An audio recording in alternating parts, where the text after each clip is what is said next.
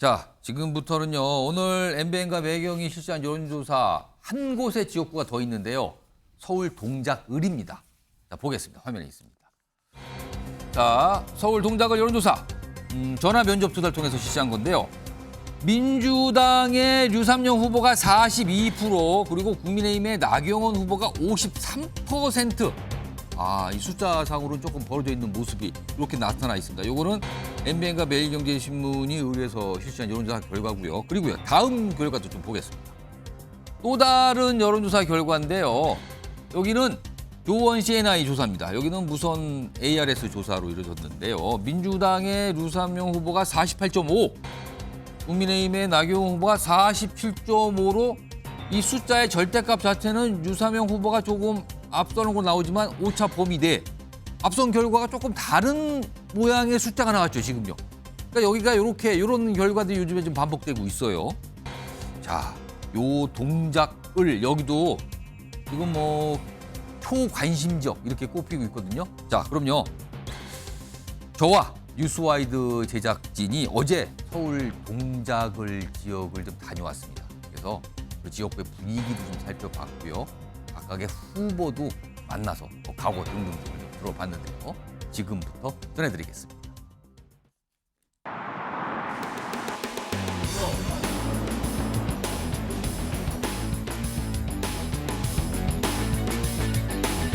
선거입니다. 25년 만에 자, 지금부터 더불어민주당의 류삼영 후보 만나보도록 하겠습니다. 안녕하십니까? 안녕하십니까? 네, 지금 보니까 제가 이른 아침에 와서 보니까 굉장히 바쁜 일정 보내고 계시는데요. 자, 접해본 민심, 동작을의 민심 지금 어떻게 느끼고 계신지요? 지금 상당히 좋아졌습니다. 제가 처음 정치 신인이고 무명이기 때문에 저를 몰라보시는 분들이 많아서 선거 초기에는 조금 힘들었는데 지금은 저를 막 극진히 환대해 주시고 환호해 주시고 찾아와서 지지와 성원을 보내시고 지나가면서 차에서 창문을 내려서 엄지척 하시는 분들도 상당히 있습니다. 그래서 즐거운 마음으로 선거에 임하고 있습니다. 최근에 어떤 민심상에서 약간 고무되신 느낌이 좀 드네요. 자, 이건 좀 근본적인 질문인데요. 서울 동작을의 류삼영이란 인물이 왜 필요한지 그 이유를 좀 유권자를 향해서 밝혀주시죠. 동작을은 서울 선거의 바로미터입니다. 동작을은 스윙보트예요. 한 당을 일방적으로 지지하거나 디스하지 않습니다. 그렇기 때문에 동작을에서 이기는 것이 이번 선거에서 이기는 것이고, 이번 선거의 정신은 정권의 중간평가입니다. 정권 심판을 제대로 할 수 있는 저 유삼영을 찍어주시리라 믿고, 또 저는 오랜 행정 경험이 있기 때문에 동작을 주민께서 저를 지지하고 찍어주시리라 믿습니다. 정권 심판입니다. 이번 국민들의 염원이 정권 심판이고, 제대로 된 정권 심판을 위해서는 이번 윤석열 정권의 탄생에 책임이 있는 여당 중진을 이렇게 제대로 격파하고, 저는 또 정치 신인이지 않습니까? 정치 신인이니 여당의 중진 의원을 이김으로써 이 정권을 제대로 심판하라는 그런 당의 명령을 받았습니다. 지금 제가 동작을에 온 지 한 달 되었습니다. 예. 한 달 됐는데 지금 선거는 일주일 남았죠. 예. 상대 후보는 4년을 뛰고 여기에서 여러 번 출마한 경험이 있는 후보고, 예. 저는 40일 동안 선거해서 이번 선거에서 이겨야 된단 말이죠. 예. 그러니까 다른 데 신경 쓸 여력이 없어서 거기에 대해서는 제가 알지도 못하고 코멘트할 입장도 아니라고 생각합니다. 동작을을 위한 공약도 지금 준비하고 발표도 하시는 걸로 알고 있는데 가장 핵심적인 내용을 한두 가지 소개를 해주신다면요. 먼저 청년 특구입니다. 동작을에는 중앙대, 총신대, 숭실대 등 3개 대학에 한 5, 6만 명의 학생들이 있고 젊은 청년들이 많은데, 이런 청년들의 어려움을 해소할 수 있는 그런 청년 특구를 만들겠다는 것과, 제 행정 경험이 보면 국민의 안전입니다. 동작은 재개발, 재건축 지역이 상당히 많기 때문에 안전장치를 강화해서 동작을 안정시키고, 지금 현안이 동작대로의 교통 체증과 이 주차난이 심각하기 때문에 이런 문제에 대한 해결책을 가지고 있습니다. 나경원 인사드립니다. 나경원 인사드립니다. 나오신 학생들 자, 국민의힘의 나경원 후보 만나보도록 하겠습니다.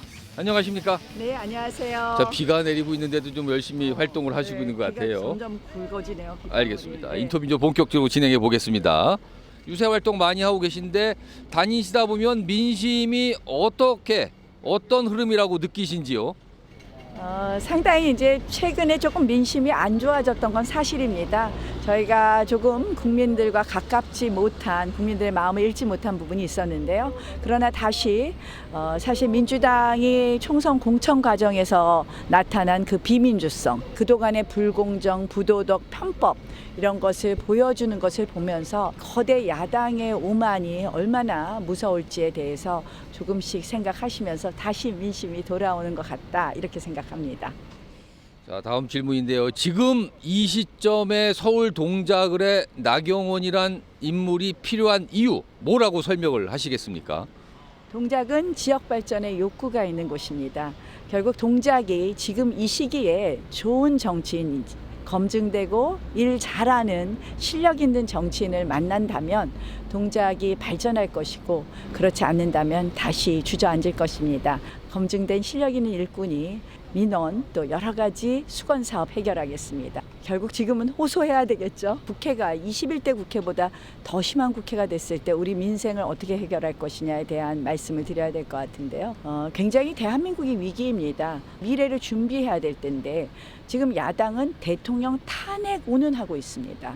이제 이 야당의 오만함에 대해서 이제 국민들께서 오히려 걱정하시고 22대 국회가 국민을 위한 국회가 되기 위한 부분에 대해서 생각하실 것 같습니다. 그래서 그러한 부분을 저희가 강조해야 되지 않을까 이렇게 생각합니다.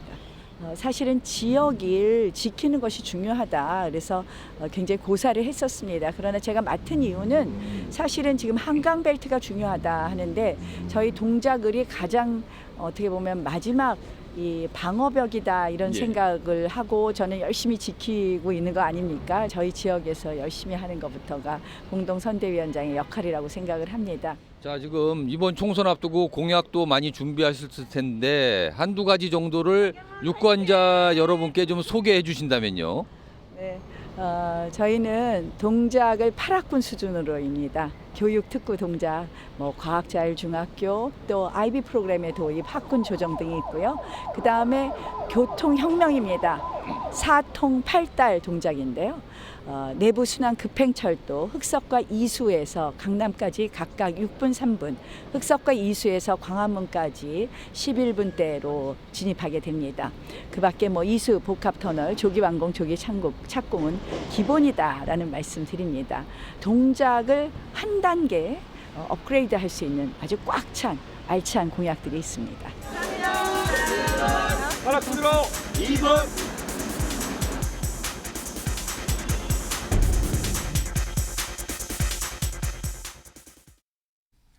자, 후보들의 모습 여러 가지 질문 던졌는데요. 그중 핵심적인 내용을 좀 전해드렸습니다. 변찬 수장님, 예. 서울 동작을 서울의 관심 지역으로 꼽히는 데다가 이른바 한강벨트 지역이다 이렇게 꼽히는데 그럼요. 네. 이곳에서의 승패 여에는 어떤 의미가 있는 겁니까 지금? 아주 큰 의미가 있습니다. 여기서 오죽했으면 동작 봐라, 동작 바로 이런 정도의 관심을 모으는 이 지역인데 정권 심판과 야당 심판이 맞물려 있는 지역이거든요. 그래서 상당히 한강벨트의 경계선에 있습니다. 그래서 민주당은 한 석더 의미가 있다면 국민의힘에서는 여기는 반드시 지켜야 된다. 마지노선에 의미가 있는 것이거든요. 그래서 실제로 이번 서울 선거 평가를 할 때 이 지역이 헤드라인으로 나올 가능성이 상당히 높습니다. 그만큼 나경원이라고 하는 거물 정치인 그리고 이재명 대표가 뒤에서 후광을 보내주고 있는 유삼영 후보자 이 대결인데 결과적으로 이제 중요한 건 이렇습니다. 이분이 왜 이제 전화 면접 조사와 자동응답 조사의 차이가 있냐면 그만큼 민감한 지역이다. 그러다 보니까 조사 방법에 따라서 또 표집되는 편차에 따라서 그만큼 또 이념 민감도가 높은데 자 여기서 우리가 중요한 걸 보실 수 있는 것은 4년 전에 그러면 더불어민주당이 이수진 의원이 당선됐던 배경에는 바로 투표율입니다. 30대 40대가 많이 나오면서 이수진 당시 후보자의 손을 들어줬거든요. 나경원 후보자가. 그렇다면 이번에도 중요한 게 유삼영 후보자에게 투표할 30, 40대가 얼마나 나와서 류 후보자에게 투표하겠냐. 그리고 보수 성향이 강한 60대와 70대 이상의 투표자들이 얼마나 나와서 나경원 후보자를 투표할까. 투표율의 대전쟁이 동작 봐라, 동작 바로 예. 여기에서 벌어진다고 보겠습니다. 그리고 소정욱 변호사, 만약에 국민의힘이 이곳에서 지난번 선거처럼 승리하지 못한다면, 진다면 이건 어떻게 되는 겁니까? 지금 이제 뭐 전단한 거 상상하기 힘들 겁니다. 아, 상상하기 힘든다고 보시는 지금 이 지역은요. 예. 이재명과 나경원 싸움이에요. 오. 유삼영은 이제 그 뭐 누가 인지도고 알겠습니까? 오. 이재명 대표가 6번을 지원 요청. 예. 6번. 그러니까 어떻게 보면 굉장히 지금 공을 들이고 관심을 쏟고 있다라고 볼 수 있어요. 그렇죠. 예. 따라서 이제 저는 사실상은 이재명의 대리인으로서 유삼영 후보가 나와 있고요. 저는 유삼영 후보 보니까 세 가지가 이해가 안 돼요. 뭐가요? 첫째는 이게 부산서 살아요. 예. 저 당연히 부산 나올 줄 알았거든요. 근데 동작의 두 번째 농계 이게 이상하고요. 예. 아무 연구가 없잖아요. 세 번째는 이게 집은요. 예. 또 서초구 한남동에 23억 아파트가 있다더라고요. 오. 아니 아파트는 이게 강남에 사서 올라 예. 사는 데는 부산이야. 출마는 아무 연구 없는 동작이야. 예. 이게 뭐 어떻게 해석해야 됩니까? 동작에 뭐 있는지 알겠습니까?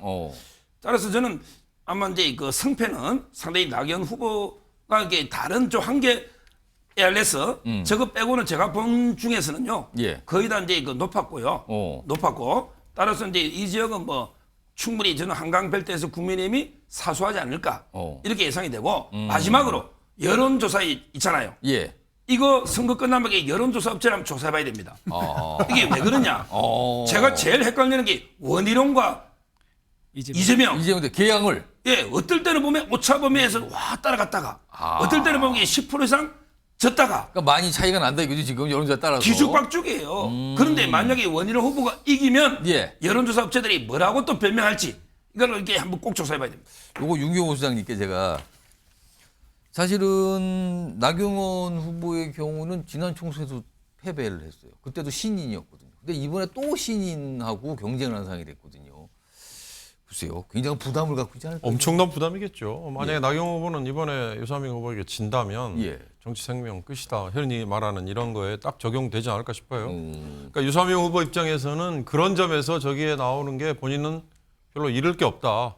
이런 생각이 들겠죠. 부담이 덜하다. 예. 저거는. 근데 이제 저는 예. 이 지역 저도 주의 깊게 봤는데 처음에는 유삼영 후보가 나경원 후보에게 거의 뭐 상대가 안 될 정도의 큰 격차 여론조사 결과들이 많았잖아요. 예. 근데 이게 점점 지금 좁혀지고 있다는 걸로 나오고 심지어는 어저께 마감된 그 어느 여론조사에서는 아까도 소개해드린 게 있어요. 예, 오차 범위 아니지만 숫자상으로는 절대값은 앞서는 거죠. 앞서는 심지어는 예. 앞서는 그 얘기는 뭔가 이렇게 트렌드가 좀 변하고 있는 거 아닌가 이런 느낌이고 저는 아까 안철수 이광재 분당도 경기도에서 굉장히 의미 있게 봐야 되는 게 예. 처음에는 안철수 의원이 압도적으로 앞서가다가 이광재 후보가 점점 쫓아가는 예. 걸로 나오는 그 트렌드의 변화가 굉장히 중요한 게 아닌가. 그래서 결국 저는 예. 윤석열 대통령에 대한 실정 이거가 다른 거를 다 그냥 엎어버리는 거 아닌가. 아까 제가 양문석, 김준혁 같은 개별 후보 이게 예. 제한적일 수도 있을 겁니다라고 감히 얘기했던 이유는 예. 그들이 대표급으로 파괴력을 가지고 하는 얘기보다는 오히려 지금 윤석열 대통령이 국정 운영 정말 이렇게밖에 못하느냐에 대한 실망감 이게 오히려 그런 걸 덮는 것 때문에 예. 그런 얘기를 한 거였습니다. 알겠습니다. 저기 하나 더 좀 말씀을 드리면요. 예, 이준호 대변인. 예. 그 이재명 대표가 이 동작을 해 6번 갔다 그랬잖아요. 예. 자주 간 이유가 있어요. 오. 그 나경원 원내대표 시절 한번 생각해 보면요. 그때 조국 사태였거든요. 예. 그때 조국 사태 때 나경원 대표가 원내대표가 광화문에 나가서 그 광장 정치를 이끌었어요. 그때 잘 이끌었었어요. 그때 광화문 광장의 수를 전국적으로 다 모이게 해서 예. 크게 키웠단 말이에요. 그걸 본다 그러면 지금 나경원 후보가 여기서 당선이 되면은 전당대회에 나올 가능성이 대단히 높습니다. 그래서 차기 우리 당의 국민의힘의 당 대표가 될 가능성이 높은 예. 유력한 후보죠. 그래서 이재명 후보 입장에서는 저분이 나경원 후보가 당 대표가 돼서 붙는다 그러면 피곤할 거다. 그래서 좀 개인적으로는 여기서 좀 주저앉히고 싶다. 그런 개인적 바람도 한번 계산하고 있을 겁니다. 총선이 아닌 다른적 정치적인 상황에 대한 분석까지 좀 곁들여 주셨습니다. 모릅니다. 지금요. 몰라요. 총선 날 봐야 정확하게 어떤 결과가 나올지 지금은 감히 전망하기가 좀 어려워 보입니다. 가장 빠른 현장 중계, 정확한 분석으로 총선 개표 방송을 준비했습니다. 개표 방송은 역시 MBN.